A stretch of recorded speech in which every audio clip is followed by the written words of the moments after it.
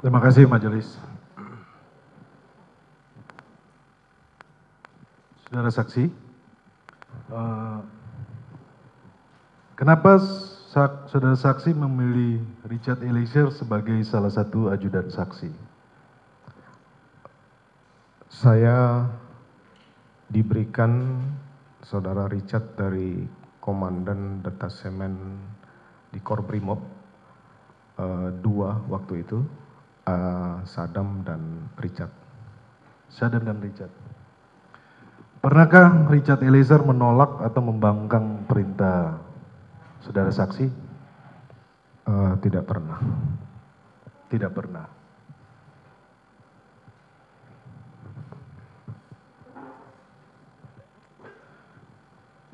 Kemudian kita ke tanggal 8, saudara saksi. Tadi saudara saksi sampaikan waktu tadi saksi sampaikan kalau yang di lantai 3 di Saguling, saudara saksi menyampaikan kepada Richard Eliezer, kalau dia melawan, tembak saja. Terus saudara saksi sampaikan di Duren 3, hajar cat, hajar cat. Saudara saksi bisa perjelas maksudnya hajar itu seperti apa? Apakah pakai tangan, pakai kaki? Saya saat itu tidak berpikir hajar menggunakan tangan atau kaki atau senjata, tapi kemudian terjadilah penembakan itu, sehingga saya sudah sampaikan ke Richard, saya yang akan bertanggung jawab. Baik.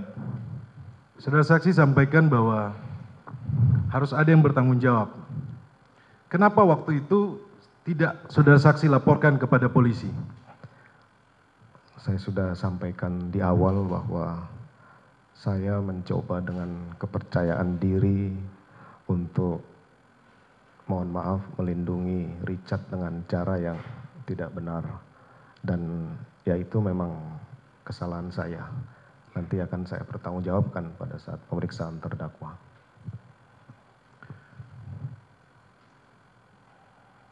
Saksi sampaikan bahwa saksi akan bertanggung jawab. Apa yang akan menjadi tanggung jawab saudara saksi terhadap Richard Eliezer yang masa depannya terancam hilang dan masih muda, saudara saksi? Ya, saya tidak bisa menjawab karena posisi saya juga harus mempertanggungjawabkan peristiwa ini.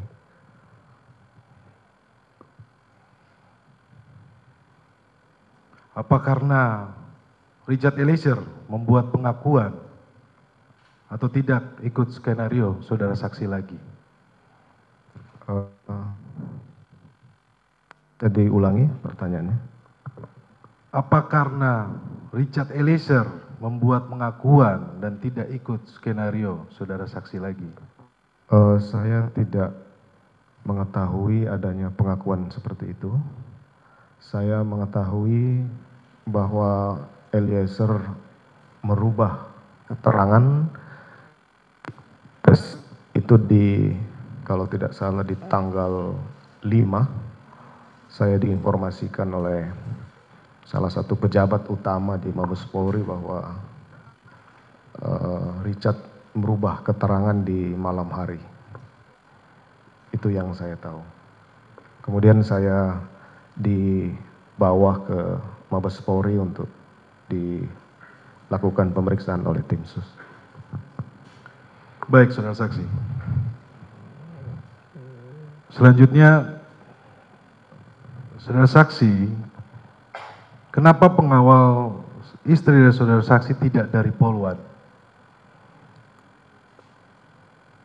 Pengawalan tadi sudah saya jelaskan bahwa pengawalan terhadap istri pejabat utama itu hanya diberikan kepada pejabat utama yang bintang 3, sehingga tidak ada bintang 2 pejabat utama itu yang diberikan Polwan. Iya, karena faktanya ada yang tadi saudara saksi sampaikan di awal, ada yang menjadi driver, ada yang ikut mengawal, kemudian ikut menjaga rumah di Magelang. Oke, baik, saudara saksi. Tadi saudara saksi sampaikan bahwa istri saudara saksi tidak tahu isoman dengan siapa. Setelah kejadian yang saudara saksi sampaikan bahwa ada pemerkosaan, apakah saudara saksi tidak perlu memberikan perhatian kepada istri saudara saksi, menanyakan dia isoman dengan siapa? Saya sudah jelaskan tadi bahwa saya sudah tidak berpikir lagi. Saya pada saat itu masih emosi dan tidak bisa berpikir, hanya bagaimana kemudian peristiwa ini bisa diselesaikan, dan saya akan minta konfirmasi pada malam hari ke Joshua.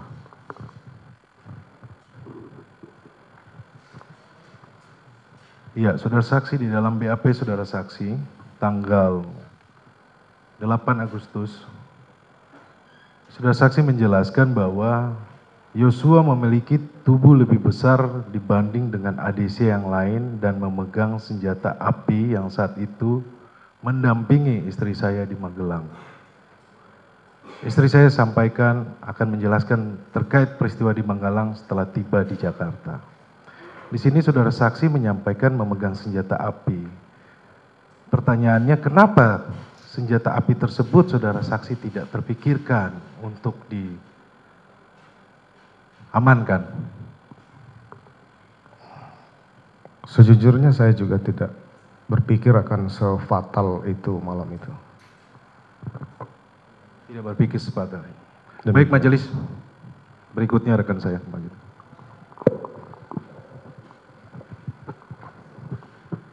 Baik, terima kasih majelis yang terhormat. Terima kasih saudara saksi. Tadi saudara saksi bilang bahwa saudara tidak menyangka begitu bahwa Richard kemudian akan menembak. Tetapi setelah penembakan itu terjadi, saudara saksi kemudian menembak tembok dengan senjatanya Joshua. Pertanyaan saya, berapa jeda waktu antara saudara Richard menembak Joshua dan saudara saksi menembak tembok dengan mempergunakan pistol Joshua? Untuk waktu tepatnya saya tidak bisa hitung, yang jelas sesaat setelah kejadian, mungkin 3 sampai 5 menit setelah kejadian. 3 sampai 5 menit. Saya tidak tahu pasti. Kira-kira ya? Kira-kira 2-3 menit lah. 2 sampai 3 menit. Selanjutnya, dalam berapa waktu jedanya ketika saudara saksi membersihkan, mengamankan TKP tersebut? Saya tidak pernah membersihkan atau mengamankan TKP karena setelah keluar menelpon pejabat dari di Propam, kemudian memanggil Kasat Serse, maka pengamanan dan olah TKP itu sudah dilakukan oleh penyidik. Baik, akan dibuktikan kemudian. Kemudian berapa jeda waktu ketika saksi memerintahkan para terdakwa obstruction of justice untuk merusakkan CCTV? Obstruction of justice yang di mana ini? CCTV. Kita tahu bahwa CCTV dirusak dan kita ingin tahu penjelasan saudara tentang rusaknya CCTV tersebut. Saya tidak pernah memerintahkan merusak CCTV. Saya hanya memerintahkan kepada AKBP Arief untuk menghapus semua rekaman CCTV yang sudah ditonton oleh AKBP Arief dan kawan-kawan. Baik, pertanyaan berikut, berapa jeda waktu setelah kejadian itu dengan saudara menemui pimpinan? Saya menemui pimpinan kurang lebih jam 22 kalau tidak salah, saya tidak ingat pasti. Malam setelah kejadian.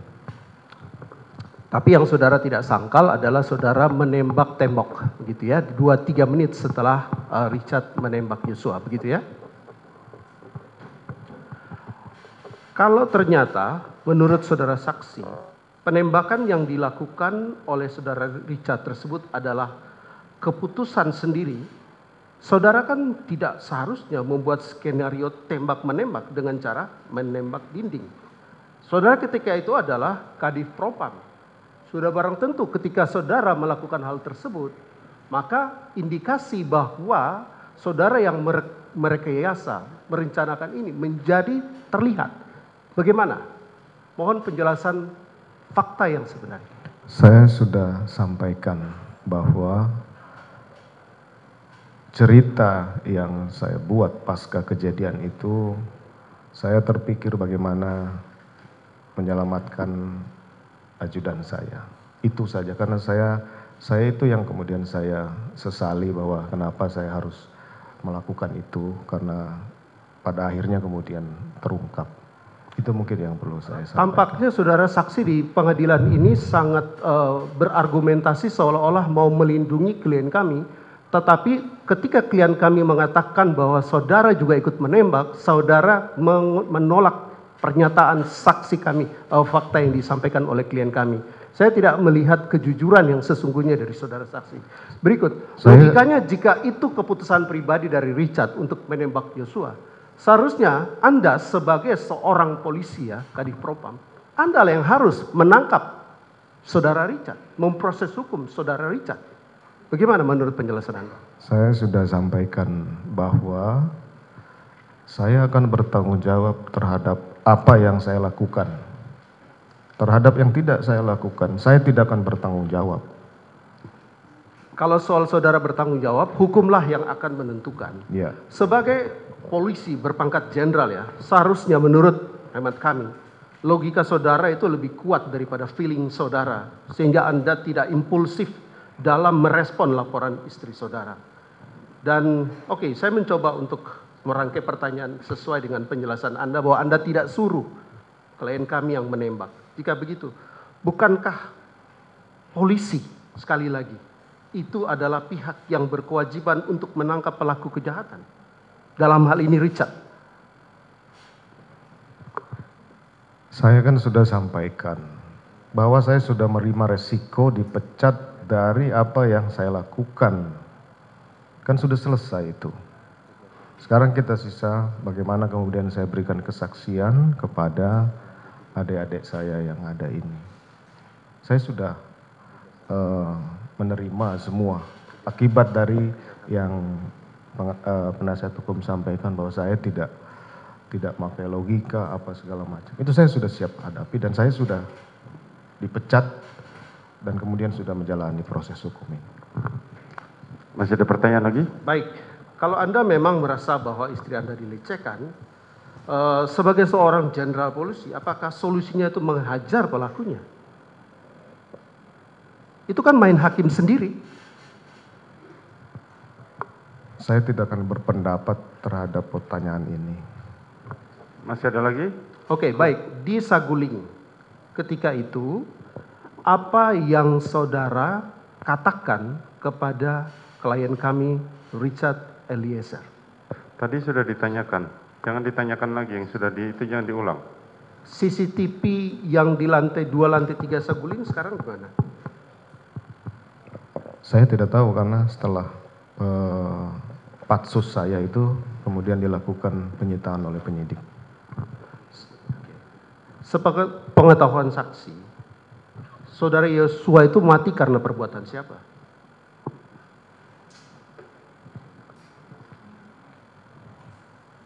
Sepengetahuan saya, ya karena penembakan. Kalau kematian itu karena penembakan yang dilakukan Richard, apakah saudara juga memiliki andil dalam kematian Yosua? Nanti silakan hakim yang menilai. Saya tidak mungkin Justru menyampaikan saya itu. bertanya, apakah saudara berdasarkan fakta yang saudara ketahui memiliki andil yang menyebabkan kematian Yosua atau tidak? Harusnya sudah bisa menilai bahwa Saya bertanya, Anda menjawab. kalau saya tidak langsung punya andil saja. nggak mungkin saya Pertanyaannya duduk langsung di sini. Langsung saja, pertanyaannya apa saja. Jangan ditanyakan pendapat, fakta saja. Kalau masih sudah tidak ada, sampaikan tidak ada. Cukup? Baik, majelis, kami mau bertanya tentang keseharian saudara saksi dengan klien kami Richard. Ya, apakah ketika saudara memerintahkan Richard untuk melakukan sesuatu hal, dia melakukannya dengan tepat atau meleset? Pada saat kejadian atau Bukan, sebelum-sebelumnya. Sebelum-sebelumnya semua yang ikut dengan saya pasti akan nurut perintah saya. Bahkan setelah kejadian penembakan pun, saya sudah sampaikan tadi bahwa setelah senjatanya disita, saya pinjamkan senjata dia untuk jaga diri. Jadi jangan bilang saya tidak bertanggung jawab terhadap dia. Saya jagain dia. Oke, baik. Dari kami untuk sementara cukup. Terima kasih. Penasihat hukum Ricky.